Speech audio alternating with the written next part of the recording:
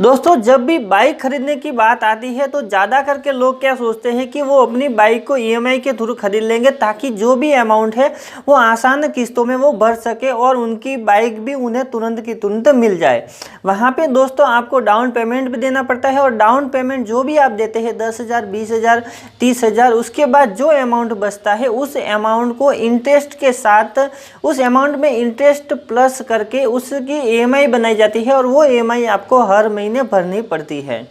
तो दोस्तों बहुत लोग यही सोचते हैं कि वो ईएमआई के ऊपर बाइक खरीदते हैं तो उनको बहुत सारा बेनिफिट होता है। एक तो उनको एक साथ में पैसा नहीं देना पड़ता है, दूसरी बात कि उनकी जो बाइक है तुरंत एक ही दिन में उनके घर पे आ जाती है और बहुत सारा एक ही साथ में पैसा देने की ज़रूरत नहीं पड़ती है। तो दोस्तों आज की इस वीडियो में मैं आपको बताऊंगा कि आप अगर ईएमआई के ऊपर कुछ बाइक खरीदना चाहते हैं तो कुछ ऐसी बातें हैं जो आपको जानना बहुत ही ज़रूरी है। तो इस वीडियो को लास्ट तक ज़रूर देखें। इस वीडियो में मैं आपको पूरी सच्चाई बताऊंगा ताकि बाइक खरीदने से पहले आपको ये पता होना चाहिए कि आपको बाइक का ईएमआई पे लेना है, पूरे कैश पेमेंट में लेना है या फिर ईएमआई पे लेते हैं तो किन किन बातों का आपको ध्यान में रखना है। तो सबसे पहला जो पॉइंट आता है कि जब भी आप ईएमआई के ऊपर बाइक खरीदते हैं तो जिस शोरूम में आप जाते हैं तो वहाँ पे क्या होता है, जो फाइनेंस करते हैं वो एक प्राइवेट कंपनी रहती है, यानी कि प्राइवेट लिमिटेड जो कंपनी से, जो बैंक से आप अगर फाइनेंस करवाते हैं तो वहाँ पे आपको 30 से 35% का इंटरेस्ट देना पड़ता है। अगर वही अमाउंट अगर आप किसी बैंक, यानी कि स्टेट बैंक है, आईसीआईसी बैंक है, बैंक ऑफ बड़ौदा है, यानी कि ऐसी बैंकों से अगर आप फाइनेंस करवाते हैं तो वहाँ पे कम से कम 13 या 14% ही आपको इंटरेस्ट लगता है। तो सबसे पहला तो ये हो गया आपका। दूसरा पॉइंट दोस्तों ये है कि जब आप ईएमआई के ऊपर बाइक खरीदते हैं तो जो आपकी बाइक की जो ईएमआई रहती है वो टाइम टू टाइम आपको क्लियर करनी बहुत ही ज़रूरी है। दोस्तों अगर आप टाइम के ऊपर ईएमआई नहीं भरते तो क्या होता है, बाई चांस मान लीजिए कि आपकी बाइक 50,000 की है, आपने डाउन पेमेंट जो 20,000 किया है और 30,000 की जो ईएमआई आपने ली है उस ईएमआई से आपने सारी ईएमआई पे कर दी, लेकिन लास्ट की 2 ईएमआई आपने मिस कर दी और वो ईएमआई आप नहीं भर पा रहे हैं और आपके पास वो ईएमआई भरने के लिए पैसे नहीं हैं, आपकी पोजीशन खराब हो चुकी है। तो दोस्तों ऐसे में क्या होगा, मैं आपको बताता हूँ कि बहुत लोगों के साथ ये प्रॉब्लम होती है। तो ऐसे में बहुत लोग ये सोचते हैं कि जो लास्ट की 2 ईएमआई हैं वो सिर्फ आपको कॉल करते हैं, आपको पूछते हैं, ईएमआई मांगते हैं, घर पे आते हैं, यही करते हैं, बाकी कोई भी प्रोसेस नहीं होता है। तो दोस्तों उसमें क्या होता है कि आपको कॉल करके बता दिया जाता है, आपकी ईएमआई के ऊपर इंटरेस्ट लगा के आपको कहा जाता है कि आप अपनी ईएमआई भर दे। तब भी अगर आप अपनी ईएमआई नहीं भरते हैं तो कुछ एजेंट जो आपके घर पे आते हैं और घर पे आने के बाद आपको वहाँ पे भी बताते हैं, वो एजेंट कम से कम 2 से 3 बार आपके घर पे आते हैं और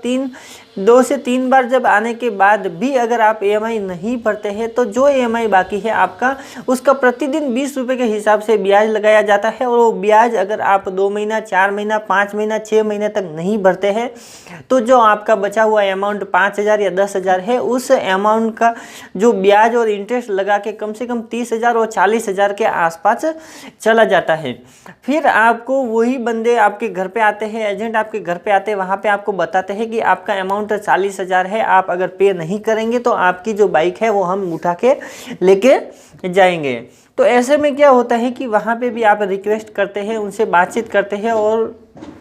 1-2 महीने और निकाल देते हैं। फिर उसके बाद क्या होता है कि एजेंट आपको एक नोटिस भेजता है, उस नोटिस में बाकायदा लिखा रहता है कि आपको वार्निंग भी दी, आपसे बात भी की, आपने जो ईएमआई पूरी नहीं की, फिर भी आपको ये नोटिस आपको भेजा जाता है कि अगर आप 15 दिन के अंदर आपकी बकाया राशि को जमा करते हैं तो ठीक है, नहीं तो आपकी बाइक को उठा लिया जाएगा और बाद में आपको उसका पैसा भरना पड़ेगा।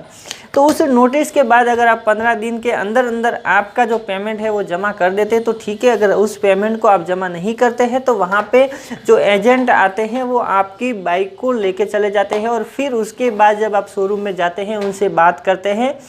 और तब आपको जो अमाउंट बताया जाता है वो अमाउंट इतना हाई रहता है कि आपकी जो बाइक की जो वैल्यू है वो भी उतनी नहीं रहती है, यानी कि 50,000, 60,000 के आसपास वो पहुँच जाता है।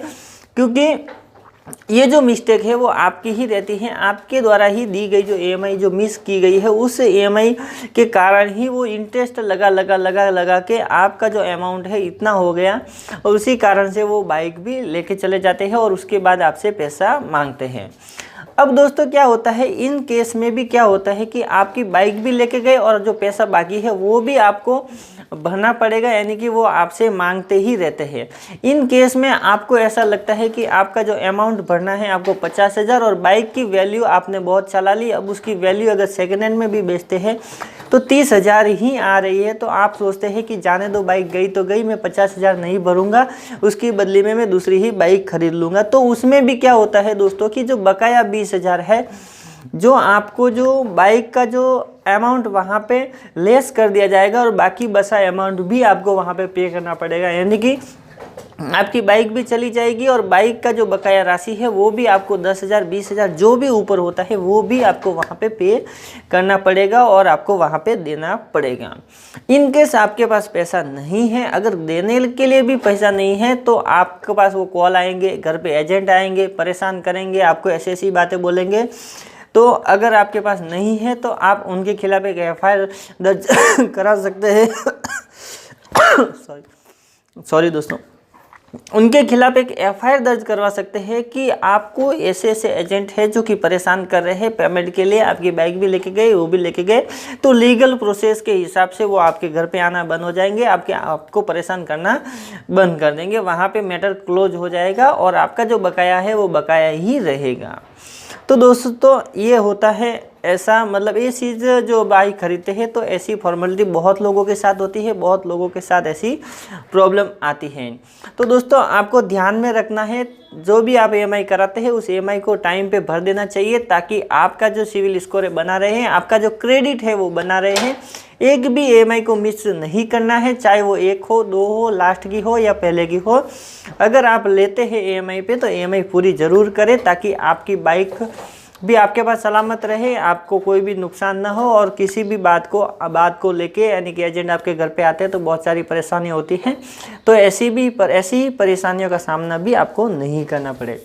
तो बस दोस्तों आज के लिए इतना ही। वीडियो अच्छी लगी तो लाइक कीजिएगा, शेयर कीजिएगा अपने दोस्तों के साथ। अगर आप मेरे चैनल पर नए तो चैनल को सब्सक्राइब जरूर कीजिएगा ताकि ऐसी ही वीडियो आपको मिलती रहे।